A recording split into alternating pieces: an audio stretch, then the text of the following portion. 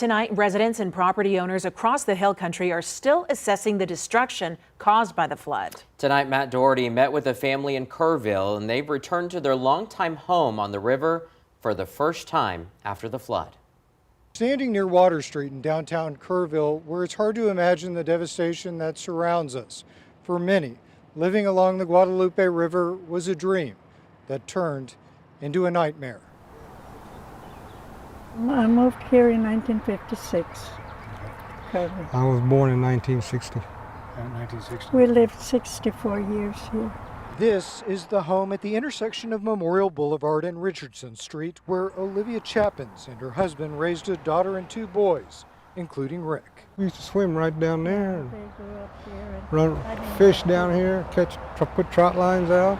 I didn't have to worry about my boys because in the summer, all his friends, their friends came down and fished and camped, and it was very, very happy time for them. Up until a few years ago, the Chappins family's homestead comprised 2.5 acres of riverfront real estate. From the grassy open lots to the commercial building along the street and the little house in the back that overlooks the Guadalupe. But in 1978, life for the Chappins changed. And at 3 o'clock in the morning, the guy next door had a store, and he came knocking on my door. Said, "You better move out." He said, "We're expecting another flood." Luckily, Olivia and her husband made it out in time, but their washateria business never recovered. In 1987, their home was hit again. Nightmares with it.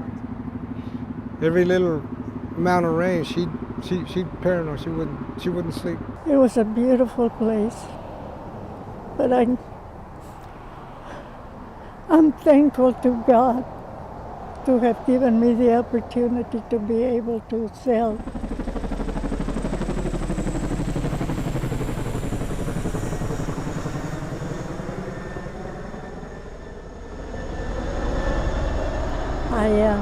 You don't see that too often. My husband died in 22, and we sold it.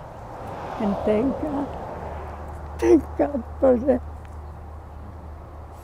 because that was my fear all the time, as much as I love the place. Olivia and Rick have returned to their old house tonight to see the damage left behind from the 4th of July. In 78, 87, and all these little floods, never devastation like today. The 100-year-old cypress trees on the riverbank that Rick climbed as a kid now twisted and toppled. Probably had about 6 feet of water in that house. You can see the line right above the windows. You can see the line across there. In some place deep in her soul, Olivia says she knew this day would come. I feel for all these people that have lost their lives.